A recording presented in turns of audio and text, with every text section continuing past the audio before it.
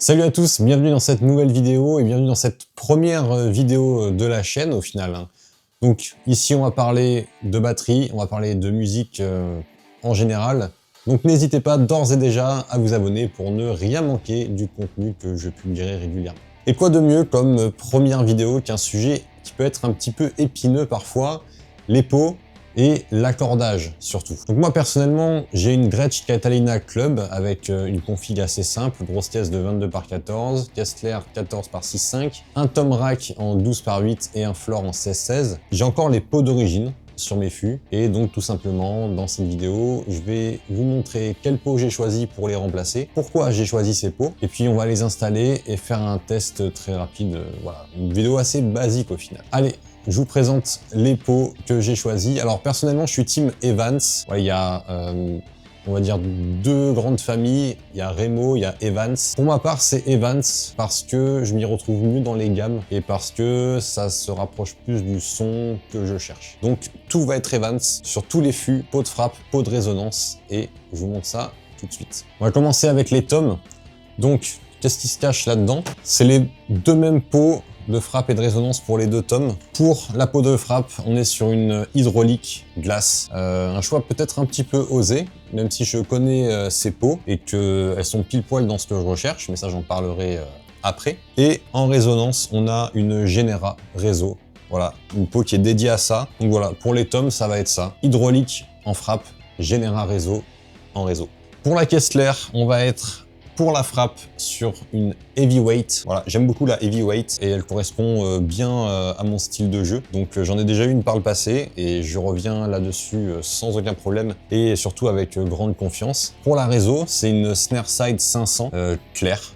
Un pli, 5000. Première fois, je crois que je teste ça. On verra ce que ça donne. C'est pas hyper fin, c'est pas hyper épais. On verra ce que ça donne. Je vais devoir aussi dans cette vidéo, du coup, je vais en profiter pour changer le timbre d'origine de ma Kessler. La Kessler qui est vendue avec le kit, avec un timbre 20 brins. J'ai pris un timbre Evans Pure Sound 30 brins parce que je préfère, c'est plus solide et ça sonne beaucoup mieux, je trouve, avec les Kessler Gretsch. Si avant j'avais une Kessler en érable, celle-ci c'est une acajou 100%, cette pli. On verra ce que ça donne, mais je me fais pas trop de soucis à ce niveau-là.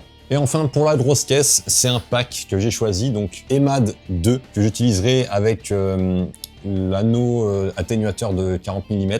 Et donc ça, c'est pour la frappe. Et en réseau, il y a une... je crois que c'est une SQ3. Je sais pas exactement ce qu'il y a dedans parce que c'est un kit que j'ai acheté. Donc je vais rester dedans. Ce qui est sûr, c'est qu'en réseau, on a un évent de décompression de 4 pouces renforcé. La peau est noire. Donc on verra ce que ça va donner. Avant, j'avais une SQ3 déjà. Donc avec une EMAD 2. Donc on verra ce que ça donne.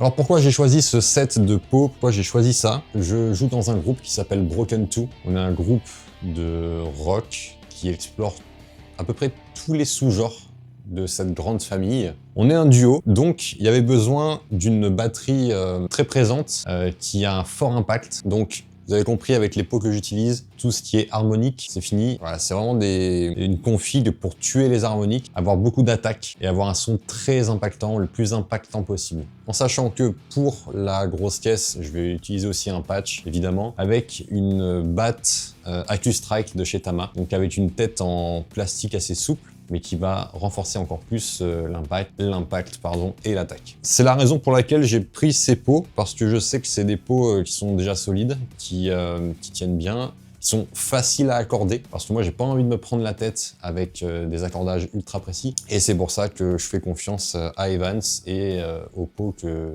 j'ai achetés. Donc voilà la raison en fait, c'est que je cherche un son mat, je cherche un son puissant, pour le bien de mon groupe, je pense que c'est l'idéal. Maintenant, il faut se mettre au travail. Je vais faire un saut dans le temps parce qu'il faut que j'enlève déjà toutes les peaux d'origine. Donc, je vais d'abord commencer par faire ça. On se retrouve après, avant que je commence à accorder les nouvelles peaux. Bon, maintenant que l'installation de toutes les peaux est terminée, on va passer à l'accordage. Et alors, c'est là que ça peut faire un peu grincer des dents, ma méthode pour accorder. Après, c'est ma façon de faire. Ça marche avec ces peaux, je le sais. Donc, c'est parti, je vais vous montrer comment ça se passe. Déjà, on va commencer par 12 pouces, par la peau de résonance. On va serrer tous les tirants à fond avec les doigts. Maintenant, tout ce que je fais, c'est que je mets mon poing dessus. Je sais pas si ça se voit à la caméra, mais il y a des craquelures tout autour de mon poing. Et je vais juste venir serrer les tirants jusqu'à ce que les craquelures disparaissent. On va vérifier au niveau du son.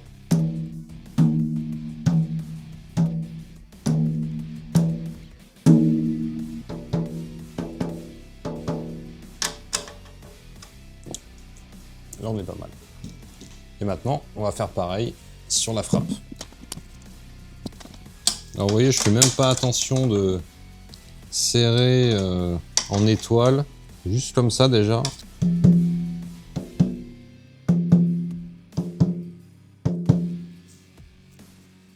Et là, on est pas mal déjà. L'idée, en fait, dans le son des tomes, c'est d'avoir des tomes un peu tribal, on va dire. Donc, cette combinaison de peau est normalement assez propice à ça. Allez, on va enchaîner avec le 16 pouces. Donc, même topo, bien aligner le cerclage. On serre au doigt. Et après, avec le poing.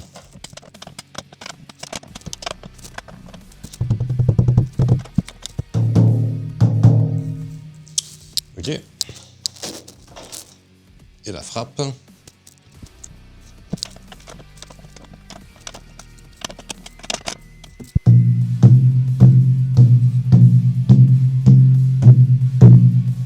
On est pas mal. Allez, on va enchaîner avec la caisse claire. J'ai installé le timbre 30 brins. Maintenant, on va venir accorder la peau de résonance sur cette caisse claire. Là, on va faire différemment, étant donné qu'il y a la baguette au milieu qui empêche de passer le point. On va y aller petit à petit, en faisant des demi-tours à chaque fois.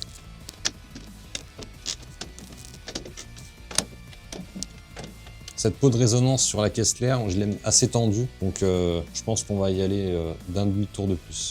Voilà.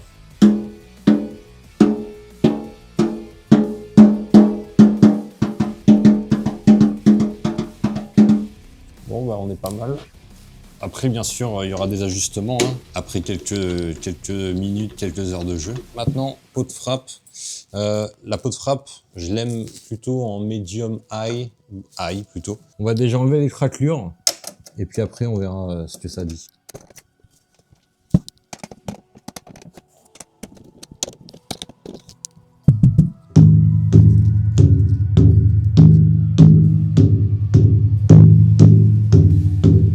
Je vais la laisser comme ça, et puis quand elle sera montée sur le pied, je finirai de tendre la frappe. On va s'attaquer à la grosse caisse maintenant. Allez, pareil, on va serrer au doigt tous les tirants. Là, on a serré au doigt tous les tirants. Maintenant, on va venir mettre déjà un demi-tour sur chaque tirant.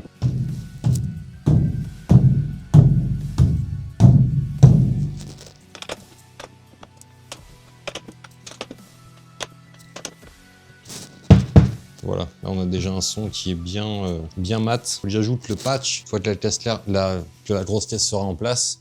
Donc je vais monter la batterie, la mettre en place. Je pourrais pas vous faire une démo aujourd'hui du son, du rendu que ça donne réellement, avec, je veux dire, avec des bons micros, bien enregistrés et aussi bien mixés. Je vous ferai ça dans une autre vidéo pour vous montrer un peu ce que ça donne. Je vais quand même mettre un petit quelque chose enregistré avec un micro cravate en room pour que vous ayez déjà une petite idée de ce que ça peut donner. Et puis voilà, moi je vous dis à très vite pour une prochaine vidéo. Merci d'avoir regardé celle-ci. N'hésitez pas à vous abonner à la chaîne.